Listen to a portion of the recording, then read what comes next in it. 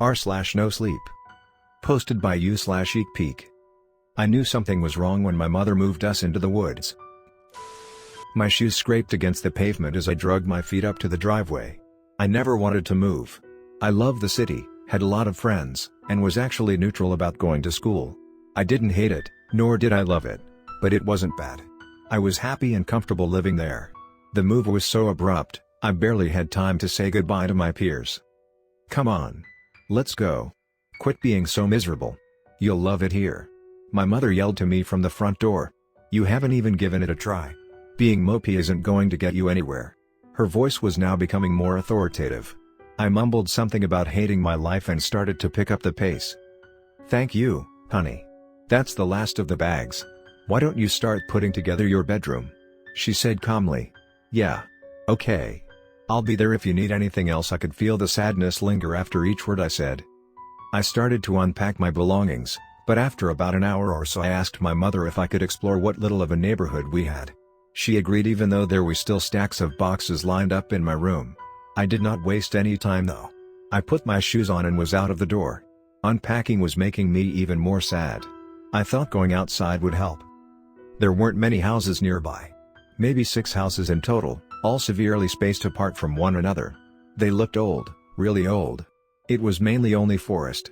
Everybody's backyard contained nothing but rough terrain and a lot of thick, tall trees. Our house was no different. The neighborhood looked almost completely deserted. I felt the sadness in my heart grow. I didn't see anybody at all while I was outside, though I wasn't outside for very long. The whole area gave me a bad feeling. No kids were playing. No one was relaxing on their porch. I've never been the type of person to be superstitious, but this entire place knotted my stomach. Everything just felt extremely off. That night, my mom made meatloaf. It's one of my favorites and I figured she made it to try and cheer me up a little. After eating in silence for a few moments, my mother looked up. I could feel her eyes sharp on me, so instinctively swallowed my food and looked back at her. Her face was emotionless. "Want to know something interesting?" she said. "Yeah, sure Mom." I was reaching down to get another bite of food from my fork. I felt uncomfortable as I could feel her eyes never break their gaze. After taking another bite, I looked up again. My body started to fidget. I felt like I was in trouble. Did I do something wrong? I thought to myself. She set down her fork and rested her chin onto her hands. "Did you know you were born here? Right here in this village. I wanted it to be a surprise. You get to grow up in your hometown. Isn't that wonderful?" Her voice was monotone, but she was smiling. Though, it honestly did feel forced. "I was born here? Why wouldn't you ever tell me this? I'm 17. And never once you told me where I was born?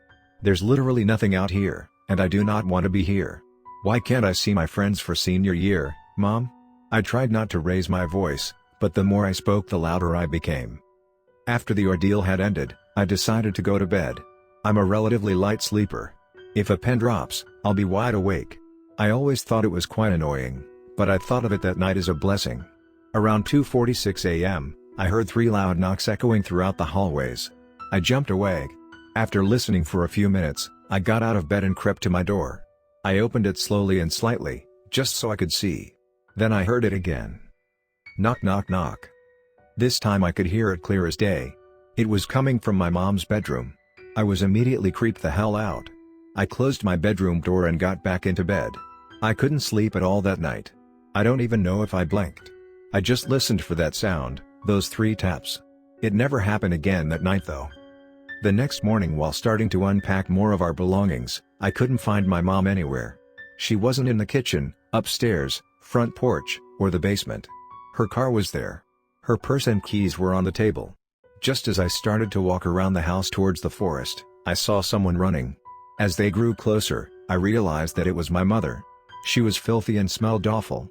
She was barely wearing anything and I was repulsed and completely shocked. I was also confused and worried as all hell. I took her inside and ran a bath for her. I waited outside the bathroom door while she washed up. When I had asked her where she had been, she just said nothing. When I asked her if I should call the police, she screamed no very violently. She wouldn't really talk except for the police question I had asked her. Not a single word. When I put her to bed that night, I slept on the couch so I could hear her easily if she woke up. I made sure all of the windows and doors were completely locked in case she was sleepwalking. She had never sleepwalked before though. Nothing happened that night.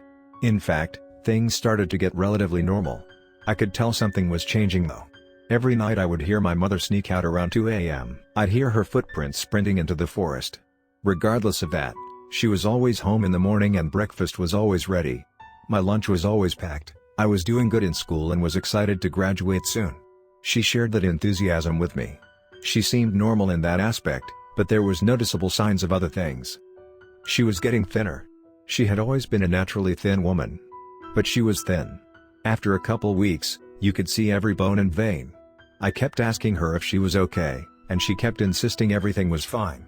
When I mentioned the woods and what she was doing back there, she would just shut down completely. A few weeks had gone by and my mother was spending more and more time in the woods. The food in the fridge started to mold and I started cleaning and doing all of the laundry. I even picked up a part-time job. She'd come back and eat all of the raw meat I would buy to feed myself and leave again. She even missed my 18th birthday. Leaves were stuck in her hair and it was matted. I knew I had to do something, but my father had died a few years back, and I didn't want my mother to get locked away. I thought I could handle it on my own. I was wrong. A few days later, I decided to call the police. I told them everything that had happened. The look on their faces were grim as they turned pale. They asked me to come to the station to verify a few things. I happily obliged, but only if they started a search party for my mother immediately. They agreed. Once at the station, they took me back into a windowless room. A detective walked in with a thick folder in his hand. He pulled over a chair and leaned forward, pushing the folder closer to me. I could tell he wanted me to open it, so I did. Horror took over me as I went through the files and photos. I was speechless. They were all missing reports with photos attached to them. Photos of me. We believe you were taken at a very young age. Your DNA confirmed you are indeed this missing child. His voice was comforting. We believe there's something in this forest. You young kids like yourself never seem to live here long. Never even seen a kid past 18. We don't know what these creatures are, but we do know they take children. They can appear in any form or shape. Even replicating your true mother. They're everywhere in places with deep forests. Supposedly, after the birthday of their choosing, the creature will lure you into deep woods and sacrifice you by draining your blood and doing rituals while wearing your skin. I even heard they consume it afterwards. His voice immediate silenced after the last word. I'm just an officer. That's just what I know. It's just a legend. I'm not one to be superstitious, but I've been looking into this for 20 years. Best advice I can give you would be to run. After I talked to the officer, I packed everything I needed and a couple of things I wanted and went to my grandparents. They still haven't found my mother. When I hooked up my laptop, I decided to look up exactly what the officer had described to me. There wasn't many results, except for one. It stuck with me. These creatures are always known to be in dark places. They will impersonate someone you care for. They survive off of human flesh. Please use caution. That was it. I haven't been able to sleep or eat again. Then, on top of all of that, my grandmother has been acting weird lately.